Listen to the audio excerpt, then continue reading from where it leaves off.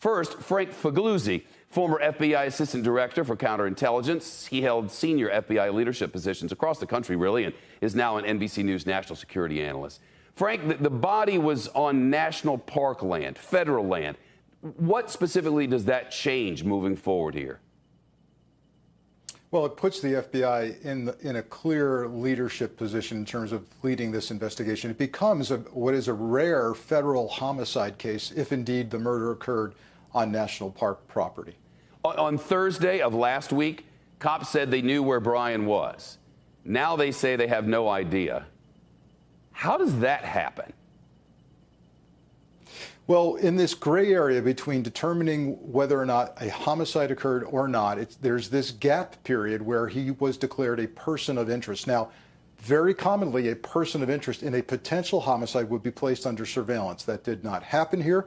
I'm not going to second guess why that happened, but I am encouraged to see now that the FBI has stepped up. That's why you saw them lead a press conference. That's why we saw on our TV screens a search warrant, federal FBI-led search warrant executed at Brian's home and his parents' home in Florida.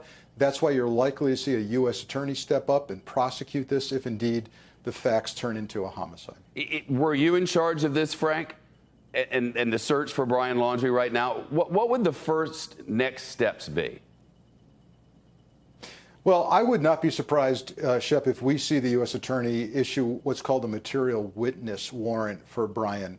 I also wouldn't be surprised if we see his parents hauled before a federal grand jury. I think they're all, at a minimum, witnesses in a sense as to what might have happened to Gabby. And then, of course, the forensics that are going to come out of that crime scene. If indeed these remains are Gabby's, there are going to be tire tracks for a vehicle that can be matched to the van or not, footprints, shoe prints that can show that Brian was at the scene or not. And then a time of death can be fixed, and that can be overlaid with this alleged text that was sent from Gabby saying to her mother, no signal or no reception in Yosemite. Was that even her? Was she even perhaps deceased at the time that was sent?